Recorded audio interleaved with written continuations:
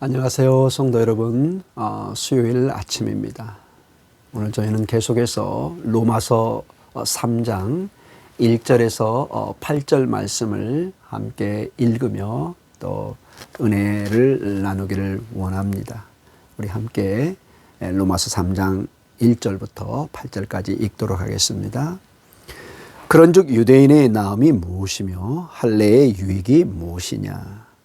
범사에 많으니 우선은 그들이 하나님의 말씀을 맡았음이니라. 어떤 자들이 믿지 아니하였으면 어찌하리요? 그 믿지 아니함이 하나님의 믿부심을 패하겠느냐? 그럴 수 없느니라. 사람은 다 거짓되되 오직 하나님은 참되시다 할지어다. 기록된 바 주께서 주의 말씀에 의롭다함을 얻으시고 판단 받으실 때에 이기려 하심이라 함과 같으니라. 그러나 우리 불의가 하나님의 의를 드러나게 하면 무슨 말 하리요? 내가 사람의 말하는 대로 말하노니 진노를 내리시는 하나님이 불의하시냐? 결코 그렇지 아니하니라. 만일 그러하면 하나님께서 어찌 세상을 심판하시리요? 그러나 나의 거짓말로 하나님의 참되심이 더 풍성하여 그의 영광이 되었다면 어찌 내가 죄인처럼 심판을 받으리요? 또는 그러면 선을 이루기 위하여 악을 행하자 하지 않겠느냐? 어떤 이들이 이렇게 비방하여 우리가 이런 말을 한다고 하니 그들의 정죄받는 것이 마땅하니라. 아멘. 사랑하는 성도 여러분, 오늘 사도 바울은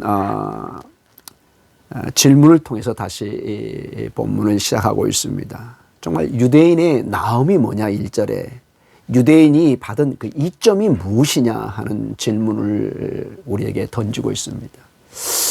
가장 유대인들이 받은 그 이점, 그 특권이라 할 수 있는 것은 2절에 있습니다. 2절을 보면은 범사에 많으니 우선은 그들이 하나님의 말씀을 맡았음이니라. 그 원뜻은 위탁받았다는 것입니다. 여러분, 위탁받았다는 그 원뜻은 우리가 알듯이 위탁이라는 것은 그 물건이 내 것이 아니라는 것입니다. 실제로는 내 소유가 아닙니다. 이것은 누군가에게 전달해 주기 위해서 잠시 내가 보관하고 있다. 이 뜻을 가지고 있습니다.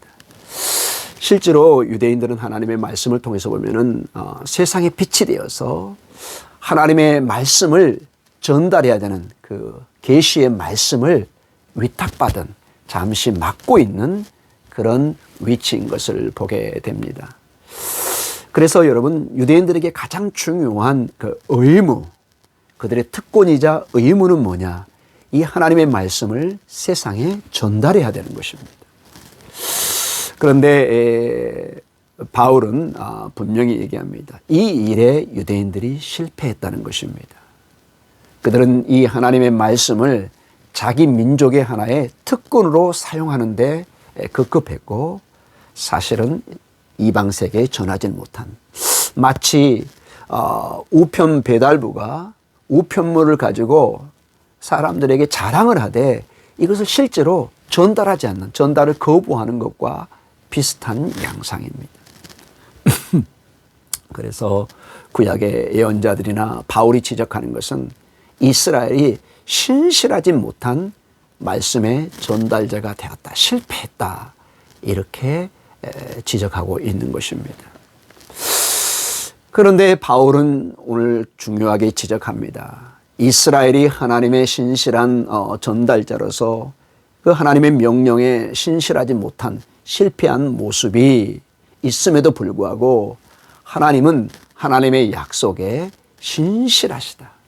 하나님은 실패하지 않고 하나님의 약속에 항상 신실하게 실행하시고 이행하고 그 하나님의 신실한 모습을 보여주고 있다는 것입니다. 어떤 신실하신 모습인가요? 어떤 하나님의 변하지 않는 충성된 모습인가요? 계속 3장 그 하반부나 계속 이어지는 말씀은 하나님께서는 하나님의 신실하심을 하나님의 아들이신 예수 그리스도 안에 진정한 하나님 말씀의 전달자를 보고 드러내고 계시다는 것입니다.